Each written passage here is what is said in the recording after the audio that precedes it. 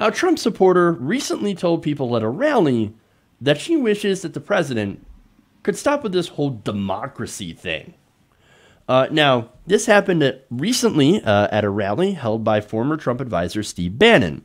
Now, Bannon, since leaving the administration, has been traveling around the country holding pro-wall, pro-conservative rallies. Now, Bannon has been focused since leaving the White House, as well as leaving Breitbart, on spreading right-wing ideology everywhere he goes. Now, that is having, obviously, a disastrous effect, because at one of these rallies, a woman had said this. Never in my life did I think I would like to see a dictator. But if there's going to be one, I want it to be Trump.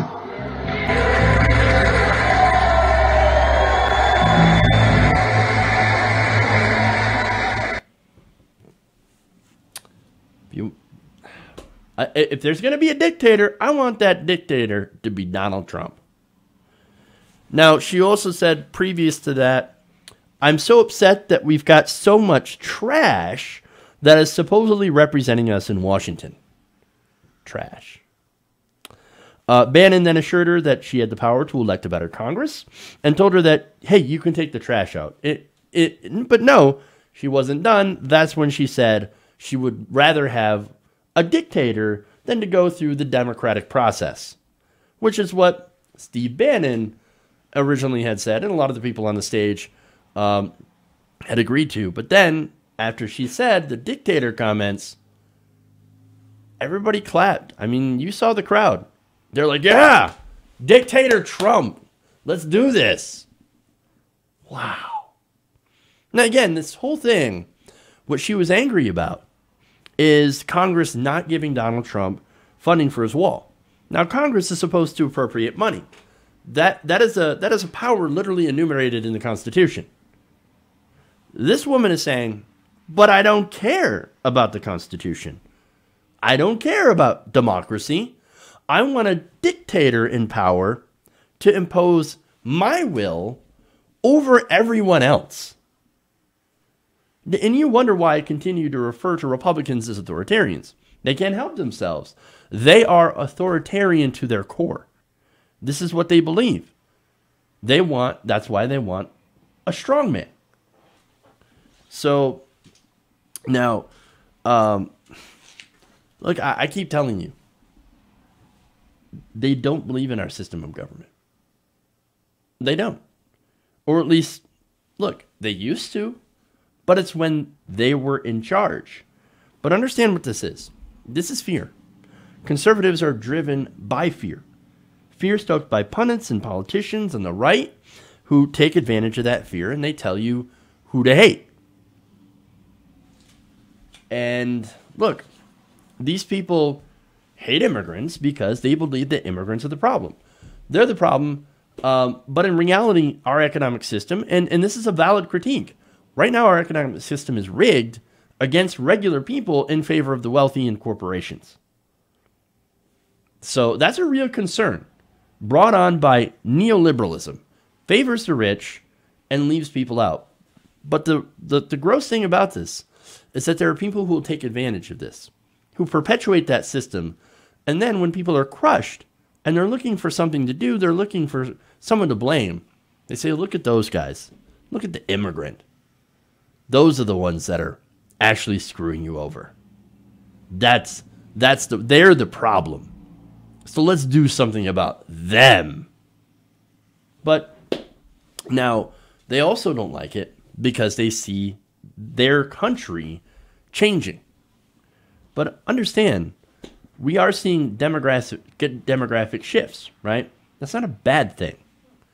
But see, if you look at how white people have traditionally treated minorities, well, and you're one of those people who treated minorities pretty poorly, and you see those changes happening, apparently you would be a little concerned. But again, if minorities aren't trying to do the same thing that we have traditionally done to minorities, that's not what's happening here. But that goes back to fear.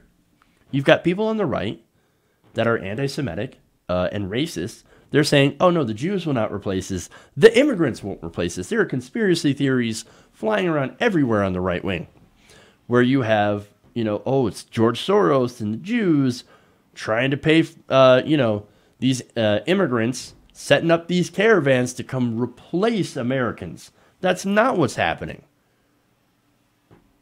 But you hear the rhetoric. Oh, we got to take our country back. We got to take our country back. Take it back from who? Take it back from who? That's the question, right? No, this is racism. This is fear of the other. This is hatred. And it is those conditions that create fascism and allow for brutal dictatorships to form. I'm not at all shocked at hearing this from the Trump crowd. And again, it's fear, it's hate, it's anger, and really the last gasp of white supremacy. And I know, like, some people are going to get mad when I use that word, when I call them white supremacists. But look, if you believe, as a lot of them do, that things were better when only white people had all the power, then you are a low-key white supremacist. And this is just another example of how desperate they are to keep that status quo in America. I mean, conservatives, as I said, though, their entire movement, their entire ideology is based on conserving and being against progress. And in this case, for them, progress for African Americans and Latinos is antithetical to what they want and what they believe. Hey guys, hopefully you enjoyed that free video. Now I'm going to have to ask you a favor. Between the demonetization and the YouTube algorithm messing around with view counts, etc., we're having a hard time adjusting to the new YouTube reality, which is where you guys come in. See, we have a Patreon, patreon.com/TYTNation, set up to help us rely on you guys, the viewers, instead of big corporate ads. Look, you know the show. You know how I'm not in favor of big corporations anyway. So help us transition away from relying on the ad model to pay the bills and sign up to be a patron, patreon.com/TYTNation. That goes a long way to help us keep the lights on. And you guys will know that you're supporting independent, progressive media.